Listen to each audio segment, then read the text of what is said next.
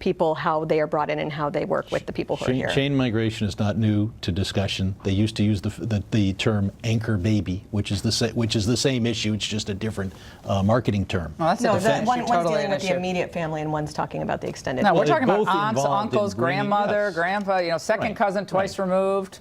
In any case, what we need is comprehensive immigration reform. I supported it. 8 Republican senators supported it was a disaster. You know, and it was one of the biggest scams, and it's one of the reasons George Bush's popularity plummeted in the last 2 years of his time in office. And what we have now is a complete nonsense immigration system where people in my district live in fear. They're part of our community. What about the fact that 20% of your prisons are illegal immigrants? Does that bother you?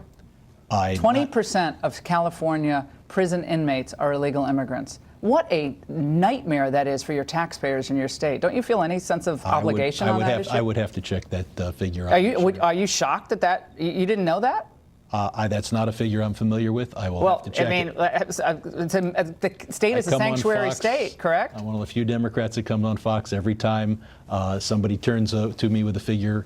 Often they turn out to be wrong. No, I love the fact that you, Congressman, I love the fact that you come on, and I really appreciate the fact that you're willing to exchange ideas on all these topics, because frankly, there are a lot of Democrats who won't, and I don't think that helps them, and I don't think it helps the country. I think it's really good that you mix it up. I'm happy to be here, and the comprehensive immigration reform will at least provide for E-Verify. It will provide for more effective border enforcement. It involved the abolition of the lottery. So there are a lot of things in there that you agree with.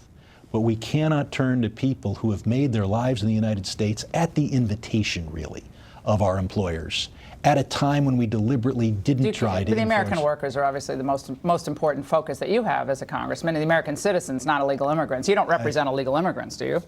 I represent a community that includes people. But voters who are the constituents, right? I don't fail to represent somebody just because they're a legal immigrant and they can't vote yet. So you actually say that you're a representative of illegal immigrants? There's a big problem with the failure to understand rule of law and its importance. The Constitution is very clear. I represent all the people who live in my district counted by the census. And the census allocates members of Congress and representation based on everyone who lives there. Excluding, I think the term is Indians not taxed.